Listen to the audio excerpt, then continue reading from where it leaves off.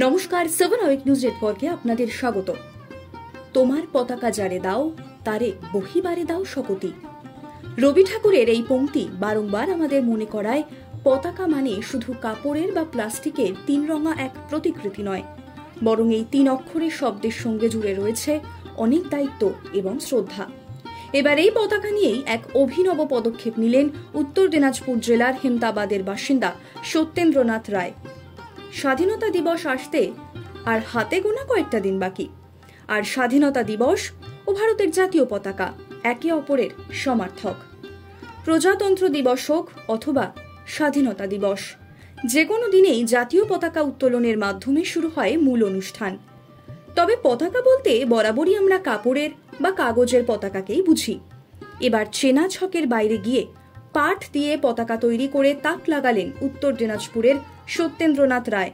জানালেন তার তৈরি পরিবেশ বান্ধব এই পতাকা যেমন 10 থেকে 15 বছর পর্যন্ত টেকসই হবে, তেমনি বাড়িতে, গাড়িতে বা অফিসে সব জায়গাতেই রাখা যাবে এই নয়া উপাদানের পতাকা।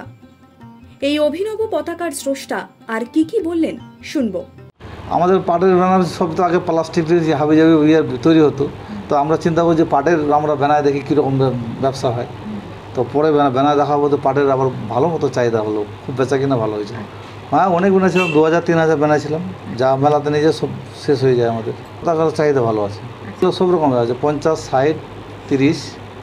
ওটা 30 ডবল যেটা হচ্ছে ওটা 50, 60 নতুন করেছে। এটাকে মানুষ ভালো কেনা হয়েছে, ভালো করে ছোটো বড়ো সব হয়, যেরকম চাই যে বলবে সেরকম করে দেবো। অনেকদিন চলে যায়, একটা পতাকা বানাতে 10 বছরের কিছু হবে না, 10-15 বছরের কিছু হবে না।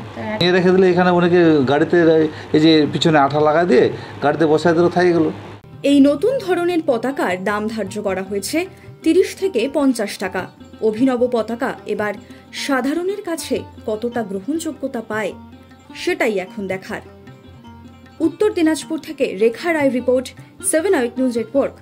আরও বিভিন্ন খবরের আপডেট জানতে হলে 7 আওয়ার নিউজ চ্যানেলটিকে সাবস্ক্রাইব করতে ভুলবেন না, কারণ আপনাদের একটা সাবস্ক্রিপশন আমাদের কাছে অত্যন্ত মূল্যবান। জয় হিন্দ।